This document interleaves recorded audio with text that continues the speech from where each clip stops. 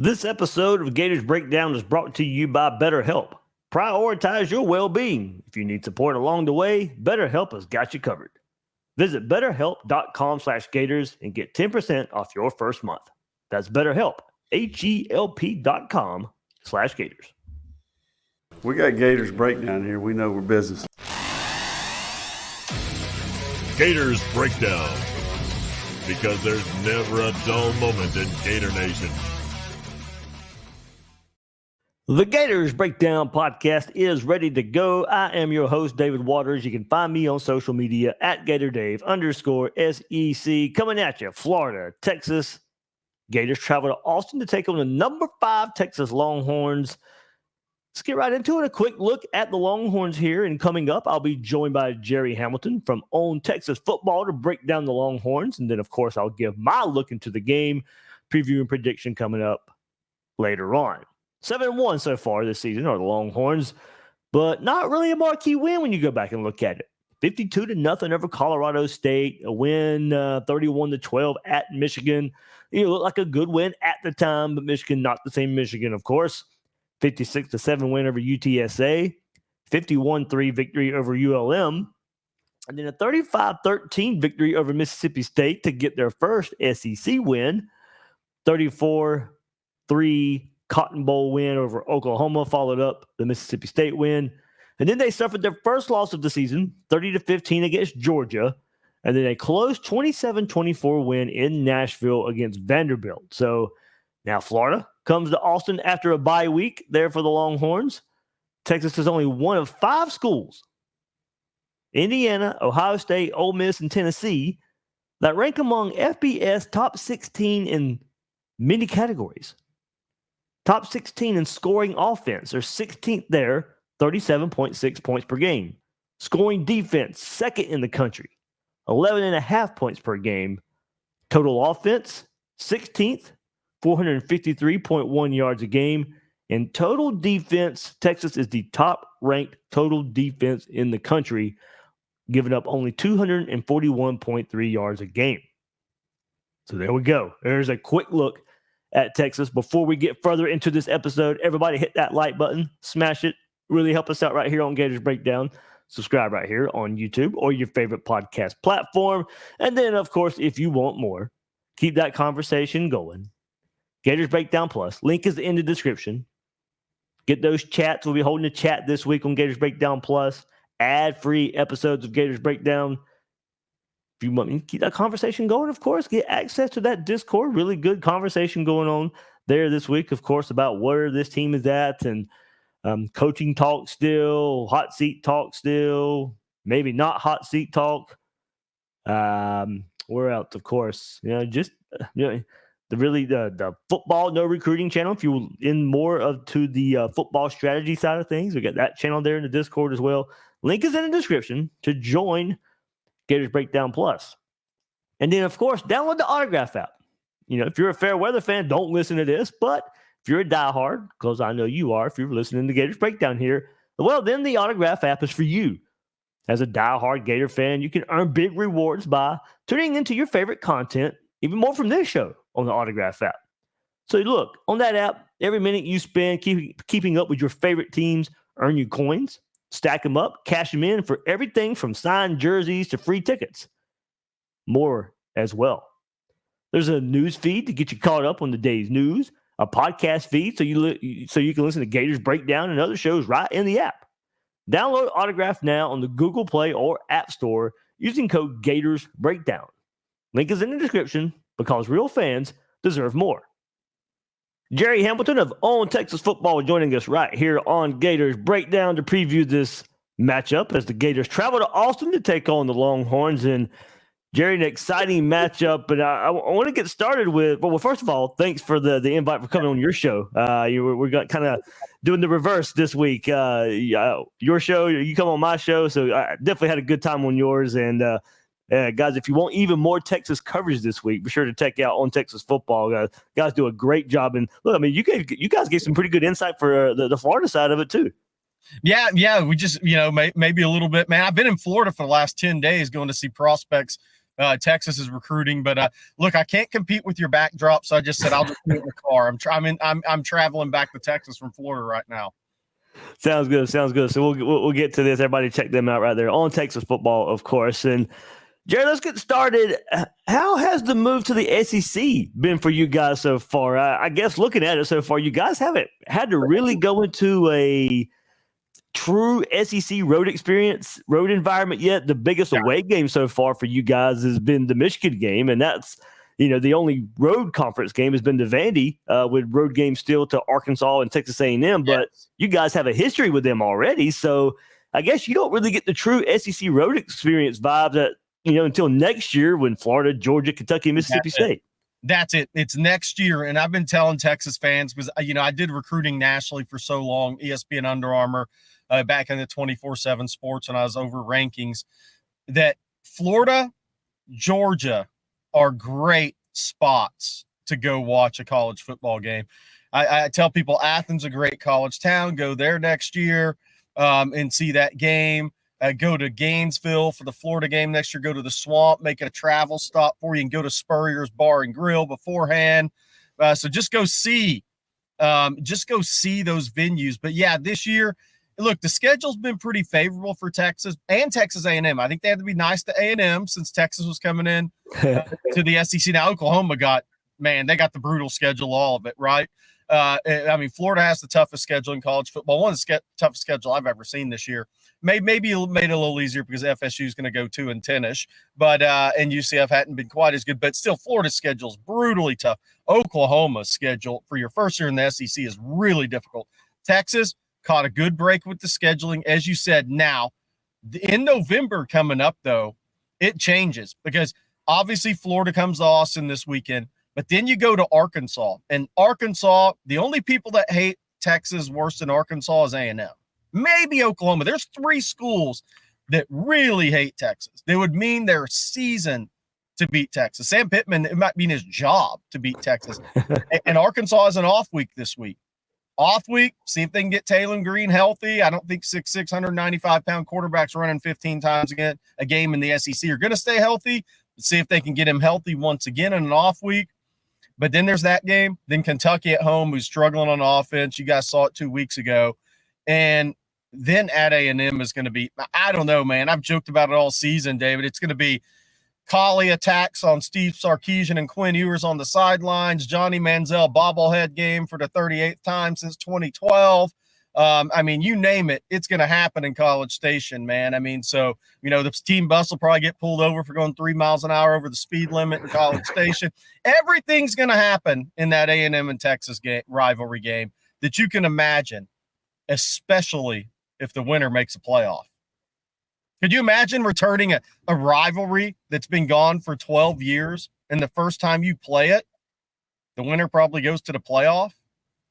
Yeah, I think from the outside looking in, I think everybody's looking forward to that. Maybe took a little bit of a lump with A&M going down to South Carolina, but still, as you said, if they don't lose from here on out, that's likely. A&M's got New Mexico State and at Auburn. I actually do think at Auburn's kind of a scary game. Most people are like, oh, it's Auburn. Is Auburn really going to go 0-4 or 5 in the SEC at home this year? It's almost like they're due to beat somebody, and here comes A&M a week before Texas. Auburn the week before they go to Alabama for the Iron Bowl. Maybe they pull it off, but A&M's going to be favored, heavily favored. They're off this week. Then New Mexico State's a blowout. Then they'll be favored to beat Auburn. So it looks like they're going to head to the Texas game 9-2 unless they stub their toe in Auburn. Right. So, Gerry, let's go through the season a bit so far. Both of our team's last losses were against Georgia, and you guys have a 27-24 win over Vandy since then. And for you guys going into that Georgia game, the narrative shifted to Texas hadn't really played anybody. Michigan kind of falling off, Oklahoma falling off. What did you learn about this team heading into the Georgia game, and what have you learned since that Georgia game? Yeah, so by the way, first thing I got to say is what you said. Florida, Carson Beck threw 6 interceptions against Florida and Texas and went 2-0. That's really rare, by the way. So let's get that out of the way. It usually only happens when you got a team full of 5-stars around you. That's right. That's how talented Georgia is, even though they're not as talented as 2021 defensively. But you know what? I think Texas had played good defensive teams. Michigan, 2 defensive tackles that are first, second round guys. Mason Graham's for sure first rounder. Kenneth Grant's a first, second round guy. Oklahoma can get after the quarterback, good front four, really good linebackers. But Georgia, that was the Texas offensive line. That was the first team that made them look bad, or pass protection. I don't want to put it all on the offensive line. Running backs, tight end, pass protection did not look good. Quinn Ewers did not react to that well. Obviously, coming off the injury he had, he played against Oklahoma, was not good against Oklahoma. Then he goes into Georgia, and he gets smoked on a weak side corner blitz, and he fumbles that ball. And after that, man, every time the wall started closing in, his feet did not react to it. He reacted more with concrete feet than athletic feet, where you step up in the pocket and keep a play alive. He didn't help his offensive line in pass protection in that game, but Georgia physically won the game against Texas. And Carson Beck didn't play well. And Georgia, even when Carson Beck made passes, Georgia dropped them. I mean, they had like 7 drops in that game, and like 3 or 4 were on third downs. And Georgia beat Texas physically in that game. Now, Texas defense really held up, because if you turn it over a lot, you're sitting there with short fields, even though it was essentially a blowout at halftime, it could have been 34-0 at halftime.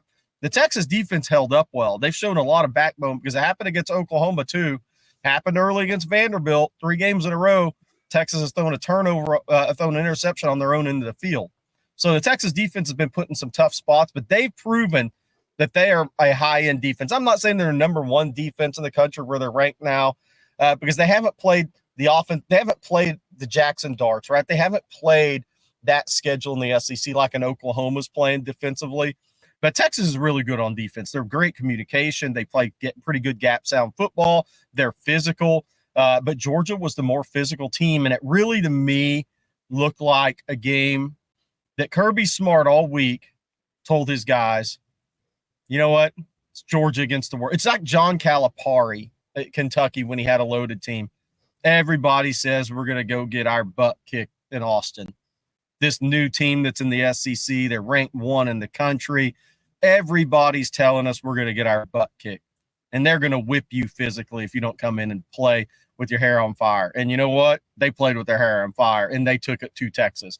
But I thought Texas bounced back. They responded to adversity well. They came back and at least made the Georgia game competitive. I think some teams would have absolutely got blown out in that scenario, so they came back and made it competitive. They had a rough start against Vanderbilt. Then they raced back in that game, and they didn't even execute well. They had bad penalties at bad times. They didn't play disciplined football in terms of holding calls, roughing the quarterback, which gave Vanderbilt the last touchdown. Essentially, that was a fourth down play, and so they didn't even play disciplined football really against Vanderbilt. But they showed some backbone. They came back from adversity, the first true adversity they'd had all year, and responded to it well. You mentioned it, Quinn Ewers, the quarterback position really polarizing for Texas this year. Basically, given the names, just in the names itself, Ewers started strong, and you mentioned got injured. The lackluster performance, you said, the Georgia led to a temporary benching, and then of course Manning comes in. Right. But then you followed by a good response against Vanderbilt, though the turnovers remained an issue. Manning starting some games, saw limited action against Georgia. With Ewers, do you think he's 100%? And now coming off of a bye week, what areas do you think he needs to improve? So I think Florida's going to see the most healthy Quinn Ewers since the injury. I will say that. Now, physically healthy. But the thing with Quinn that Texas fans need to see from him, and Florida fans don't need to see from him, by the way, he needs to look like more of an athlete under duress in the pocket. And he's not an elite athlete. He's not an escapability guy. He's not going to go run and necessarily move chains, but he's got to react to pressure better in the pocket, because he's a pocket passing quarterback, and Sark's offense is a West Coast offense, and it is played from the pocket. There's not QB run game stuff. There's some waggle stuff. There's some slide protection stuff that Texas does, but it's still a pocket passing quarterback, and it's a timing, rhythm-based offense. And that offensive line If they can give Quinn time, then I think Quinn will respond really well.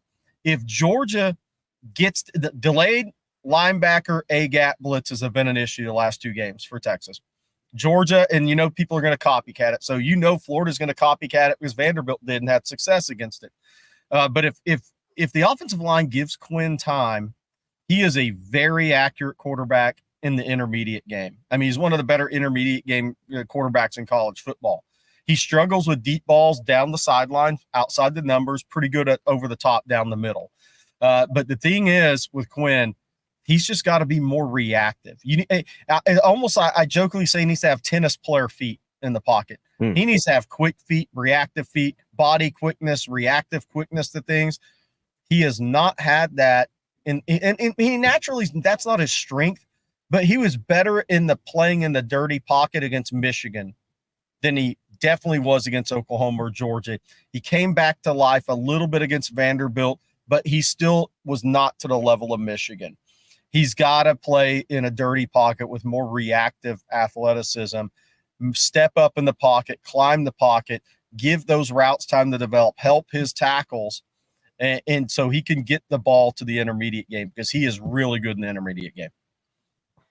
So coming off a bye week, what other aspects of this offense need attention based on, up to the bye week point? Yeah, what's going to be interesting to me is 2 things with this Texas Florida matchup. One, and you can speak to this, but Florida's played a lot of 2 high shell corners off. At least when I watched the Vandy in Georgia, Kentucky and Georgia games. Vanderbilt did that against Texas the first half, and Texas had their way with it because, again, Texas has a ton of speed. So I think teams go in against Texas saying, whoa, man. Isaiah Bond will be healthy this game, but teams go in against Texas saying, whoa, man, everywhere we look, somebody runs 10-7. And then you have Isaiah Bond who will run 4.28 at the combine. You have Ryan Wingo who ran 10.55 at 295, 200 pounds as a junior in high school. DeAndre Moore is sneaky fast. He ran 10.78, 10.8 in high school. Silas Bolden's a 10.5 guy. So everywhere you look, Matthew Golden, I think, was a 10.75, 10.8 guy in high school. They're all fast. So teams go in against Texas saying, whoa, we can't let these guys just rip through our defense and beat us over the top. So there's a tendency to play more off. The 3 high safeties given Texas the most trouble over Sark's time at Texas. You saw a little bit of that from Georgia. You see a little bit of that this year. But Vandy, 2 high shell corners off. That's what Florida's done the last couple of games. I don't know if that's the staple of what they do under Austin Armstrong, but that's what I've noticed the last 2 games. I'm not sure Florida can do that successfully against Texas. Now, they may have to because of DB injuries, but Texas wideouts and Gunnar Helmet tight end, they're really good. I mean, it's like 4 future NFL players at wideout. Gunnar Helm's a draftable guy, maybe a 3rd-round pick at tight end. But the interesting thing for me with that is, and you can speak to this, Florida has maybe struggled to stop the run. And maybe early in the season, they did better against Georgia, right? But they're giving up 176.4 yards per game on the ground. So is Sark going to break tendency? Because running the football since the Cedric Baxter injury, they don't have that downhill inside zone run game. It's been more outside zone, wide zone with some counter mixed in. Kentucky hit Florida on counters from what I saw. So what's Sark going to do? Is he going to break tendency, what he's done this season in this game? And is he going to – I would be surprised if we don't see more counter run games with Trey Wisner by Texas in this game. But it'll be interesting because the tough thing if you're Sark is if Florida comes out in the 2 high shell with the corners off, that's like the most inviting defense for Texas in the passing game. So the key for Florida then, your front's got to get pressure, or you're going to have to bring the delayed blitzes with the linebackers and the A-gaps. That's what teams have done successfully against Texas. But if you don't get pressure and a 2 high shell corners off, Texas is really, really fast at wide out, and Quinn can really throw it in the intermediate game. Yeah, I mean, for Florida, the run defense got much better after that first bye week. Right.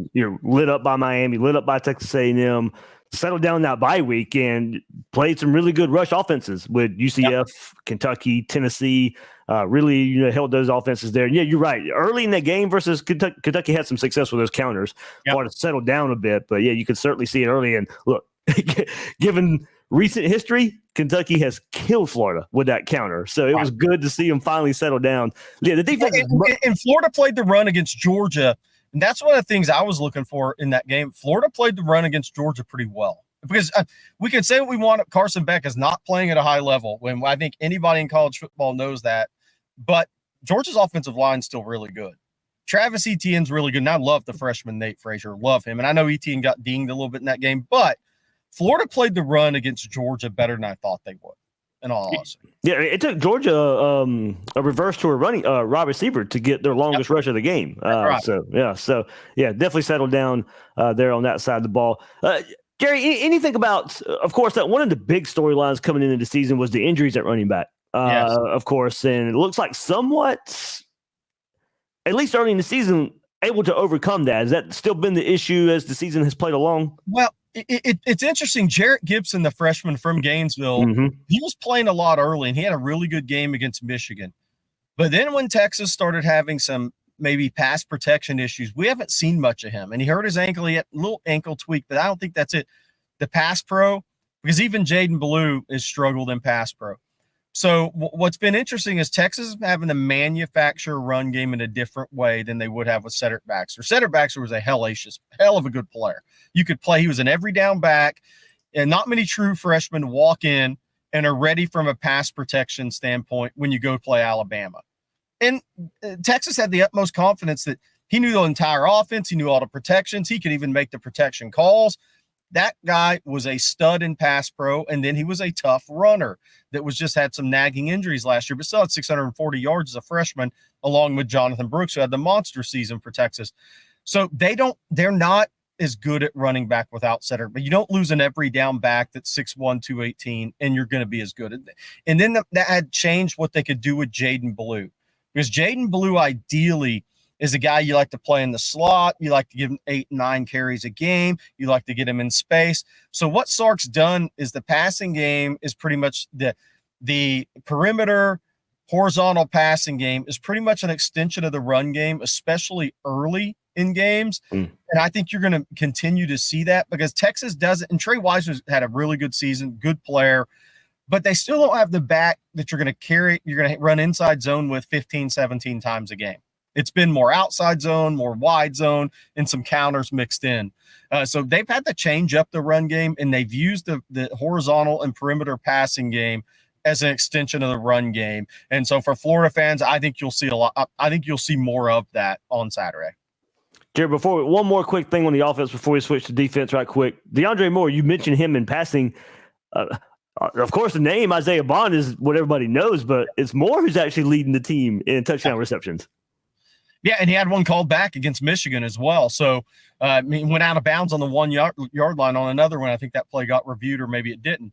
But DeAndre Moore and Matthew Golden have been the most consistent, arguably outside of Kelvin Banks and Jake Majors center, the most consistent offensive players for Matthew Golden plays the most snaps outside of offensive linemen on the Texas team. He is a really, really good football player, also kick return guy.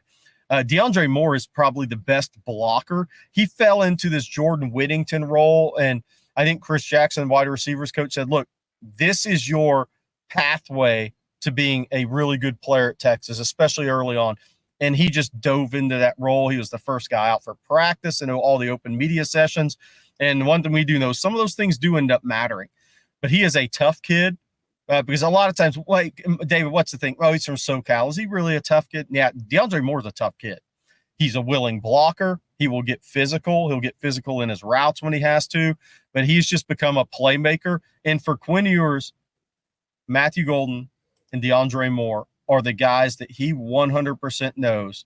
Down in distance, whatever time it is in the game, those guys are going to be where they're supposed to be. The routes are going to be run with the crispness they're supposed to be ran with. And Matthew Golden is his red zone target. And DeAndre Moore has become even a big play guy for him without having the Isaiah Bond speed. But I will say this, Isaiah Bond didn't play against Vanderbilt.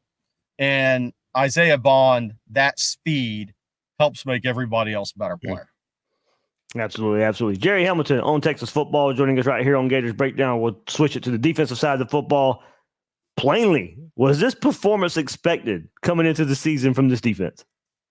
They're better than I thought they would be. I thought they'd be good defense.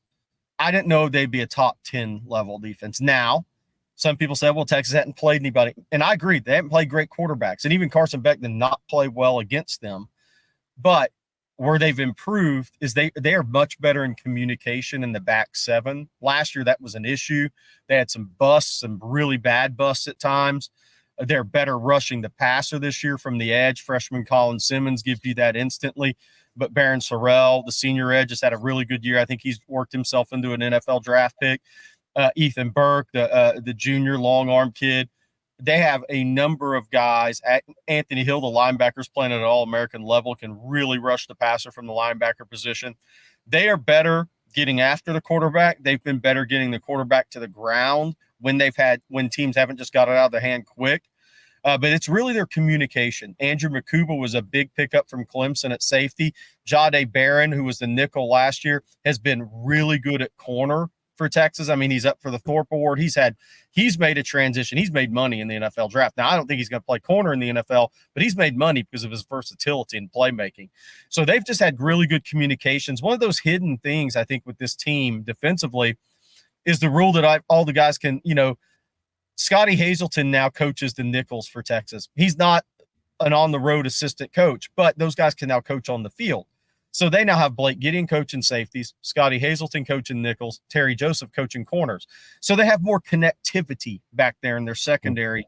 Manny Muhammad doesn't get thrown out a lot, but he's a future first, second-round level guy at corner for Texas. He wears number 5. So if Florida fans don't see a lot of him, it's just because he's really good in attached coverage. So people don't really attack him a lot. But the defensive interior front players, Alfred Collins has played his 2 best games at Texas in a row.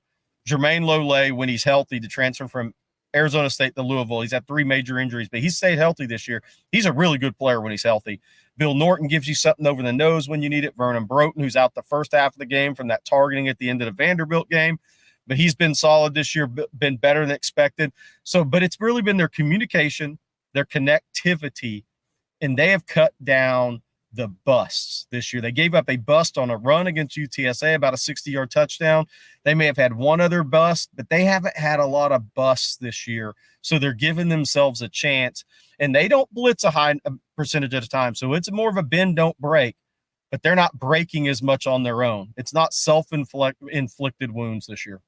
Well, that sounds very similar to the recent turnaround we've seen from Florida's defense. Didn't start off the season that way, but as you said, now limiting explosives, communication seems better. Certainly. And amazing, we don't talk about communication much on defense, but whether you're basketball or football or whatnot, communication's huge. Yeah. I mean, it's probably the most important thing other than your physicality, straight up how physical you're going to play and fast, but you have to communicate well. If you're not on the same page with the guys you're turning left and right and looking at, you don't have a chance to be a good defense. Absolutely, absolutely. You mentioned it, and I wanted to go into this and maybe a little bit more, but maybe there's not much more to it. You mentioned Broughton going to miss the first half of this game.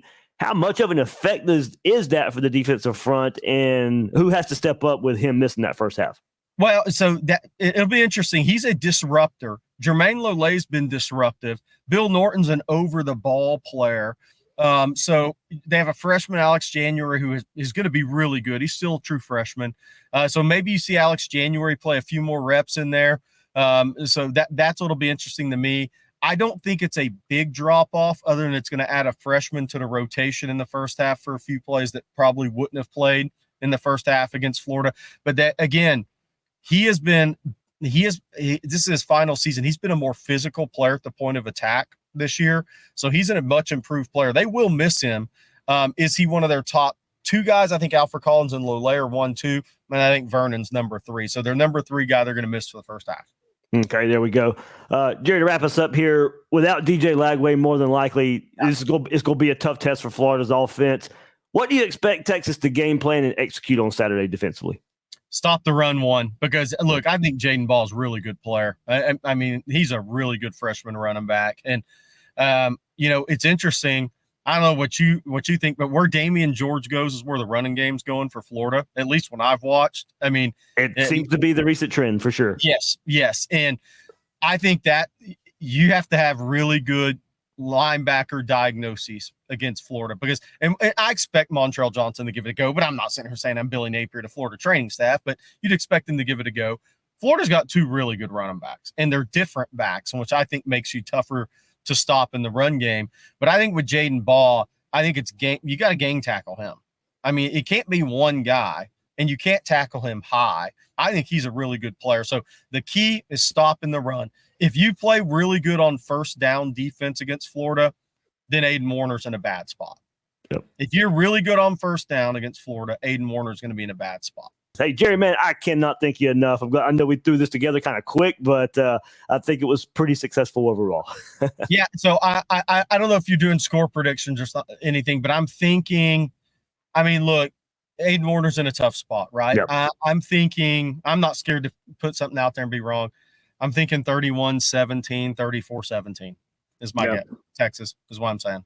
That'd probably be around about my prediction as well. So there we go. Hey, Gerry, one more time. Thank you so much right there on Texas football, guys. Check them out this week if you want more Texas previews of Florida heading to Austin to take on the Texas Longhorns. And like I said, I don't have a backdrop like that, Florida fan. So if you come non-Texas football, it's not going to look like that. That's the good stuff David has. Thanks, Gerry. All right, you got it, man. Gators Breakdown is brought to you by Betterhelp. As we turn the calendar to November, this month is all about gratitude. This is certainly a time I can tell you, Gators Breakdown listeners, thank you for listening and participating. Your support always means a lot. But there's another person we don't get to thank enough, and hey, look, that's ourselves. It's sometimes hard to remind ourselves that we're trying our best to make sense of everything in this crazy, crazy world. And look, we all know it's not easy. Well, that's where therapy can come in with Betterhelp. Therapy isn't just about solving problems. It's about empowering you to become your best self and reconnecting with your inner strength. It's a journey of self-discovery and growth. Look, it's been tough out there lately. Life's been hard down our way here with everybody dealing with everything, weather-wise, hurricane-wise, and all that kind of stuff. So there's a lot out there. Well, BetterHelp brings the therapy to you. It's entirely online, designed to be convenient, flexible, and suited to your schedule. Just fill out a brief questionnaire to get matched with a licensed therapist and switch therapists at any time for no additional charge. If you're thinking of starting therapy so you can become the best version of yourself this holiday season, get started with BetterHelp. Let the gratitude grow with BetterHelp. Visit betterhelp.com/Gators today and get 10% off your first month. That's BetterHelp, HELP.com/Gators to get 10% off your first month. All right, let's continue on right here on Gators Breakdown, and let's go to Aiden Warner, this Florida offense versus the Texas Longhorns defense. I don't expect much. I hope I'm wrong on that front. I will certainly commend him for coming in against Georgia and not looking like the moment was too big for him. He didn't go into a shell. Just a tough task, and I'm not sure Texas will be any easier. But at least now there's a prep, a week of prep, a week of game planning, for this moment that they can prepare for during the week. Look at some stats right here. If you look at Texas and just go to the defense, we already talked about it earlier on. Total defense, Texas number 1 in the country. Scoring defense, number 2. Rushing defense, 16th in the country. Passing defense, 1st in the country. Passing efficiency defense, 1st in the country. Look, you heard in the previews, and you guys know as well. Yes, Texas' schedule, of course, has to come up. But they are dominating. They're doing what they're supposed to do against that competition.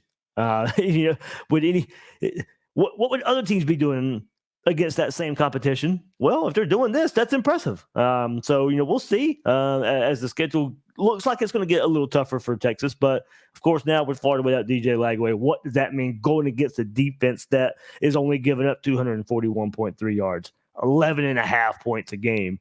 Through the air, only giving up 135 yards through the air, 105 yards on the ground, which we think Florida's going to be leaning on a good bit more. So, certainly, tied for 14th in takeaways, tied for 11th in interceptions. It's a Texas defense that's been taking advantage of some offenses here. Sacks per game, tied for 28th in the country, 20 sacks on the year. Tackles for loss, tied for 19th in the country. That's 6th in the SEC, 55 tackles for loss, about 7 a game there for the Texas Longhorns defense. So, look, I think perhaps there is something that the staff can game plan for. But that probably looks like, of course, leaning a lot on the run game and short control passing game. Now, looking back at Warner, he can escape some pressure. We saw that last week, and he can buy some time, but not a major run threat. It doesn't need to be, probably given the situation with Florida's quarterback depth right now. Pick your spots and be smart about it. And that's average at best. Arm looks to be mostly used in screen game, the rollout, and the deep to shallow read flood concepts that we see a whole lot of. That's a Napier staple. Maybe a deep ball here and there, but my prediction is this looks like you heard us talk about it earlier this week, a watered down version of Graham Mertz playing in Billy Napier's offense. It'd be time to get creative, help him out there. Probably trying some new wrinkles, leaning on the run game, which I'm sure Texas will be more than prepared for. Still, Florida had success running into a loaded Georgia box. And an offensive line that keeps on improving in the run blocking area.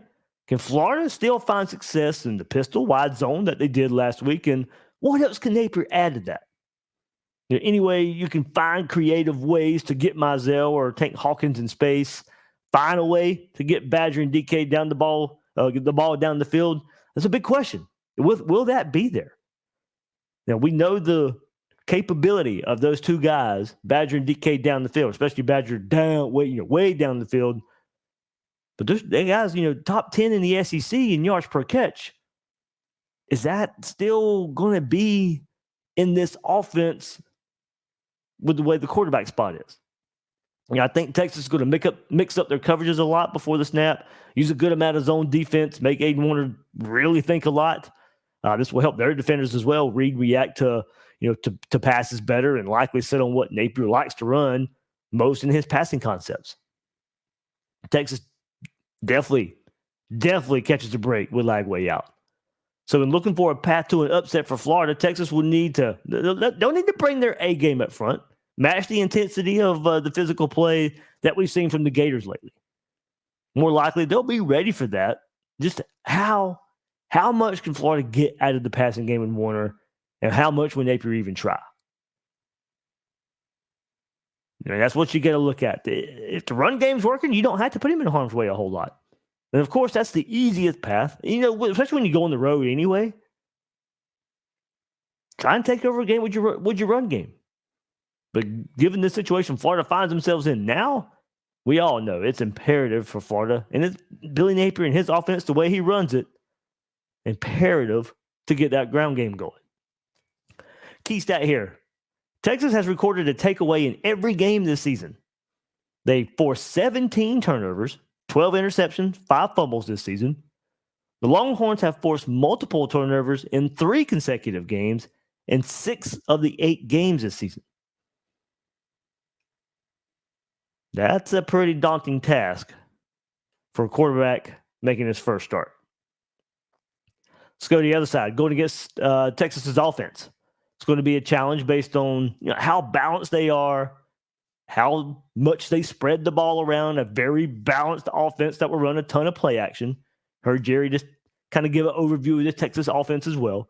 And just like last week when Florida played Georgia, when you look at that Texas and the matchup here, get them in those same third and passing situations.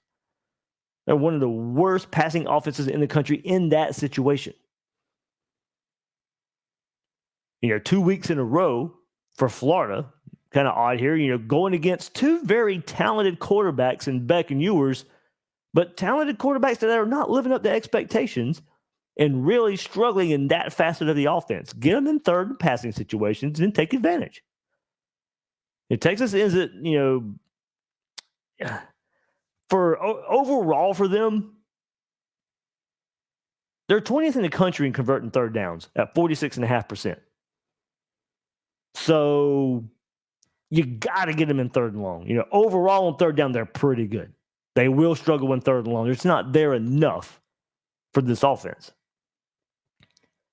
But 20th in the country in converting third downs at 46.5%. But the last 3 games show 38.5% versus Oklahoma, 14% against Georgia, and a rebound versus Vandy converting 60% of their third downs. So not that great in the last 3 games. Bounced back against Vandy. But one more time, overall, pretty good on third down, but not the last 3 games.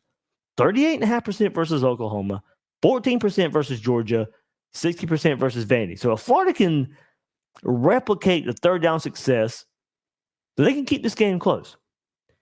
Florida's defense, 33% against UCF, 27% against Tennessee, 31% versus Kentucky, 36% last week versus Georgia. So Florida's third down defense has been pretty good. So can you get them in third and long scenario and keep that percentage pretty low for your defense? If recent trends hold up, maybe there's an angle there for Florida. Get them in this situation, drop into coverage, and make Ewers pick you apart. So far this year, he hasn't excelled in a third and long scenario. Biggest worry for Texas right here, all the window dressing that they'll throw at you. All the pre-snap motion, the RPO, the play action, all things that could confuse a secondary for Florida that's going through some lineup changes because of the injuries. Cormani McClain, Triquez Bridges getting more play at corner. We'll see what the injury report holds for Florida there. Play up front, going to be paramount to allow lighter boxes, to me, to help play the pass and help the DBs out. They're going to need some help given the new faces there. Now they've shown great resiliency to go that far into the depth chart, move Triquez Bridges more from safety to corner. And that communication is going to be even more apparent and even more needed given what Texas wants to throw at you pre-snap. So one more game where I think you got to keep those athletes in front of you and tackle well to limit the big plays in that fashion. Add one more. Can Florida keep up in the turnover department? Florida has 8 interceptions in the last 4 games. I mean, both defenses right here. Turning the opponent over. Florida has 8 interceptions in the last 4 games after registering just 1 pick in the first 4 games of the season. The Gators have multiple takeaways in 3 straight games for the first time since 2019. Ewers has 8 interceptions this year, and half of those has come in the last 3 games. 1 versus Oklahoma, 1 versus Georgia, 2 versus Vandy. So, if we're looking at recent trends, on the other side of the ball, let's look at one here too. Florida getting offenses to turn the ball over. Quinn Ewers lately, 4 interceptions in the last 3 games. He has 8 on the year. All in all, Florida is more than likely going to need some help from Texas. And getting Texas in the third down, forcing Ewers to throw into coverage, that could be the route to the upset. Key stat here, Texas outscored opponents 70-17 in the first quarter of this season. So, they'll be at home.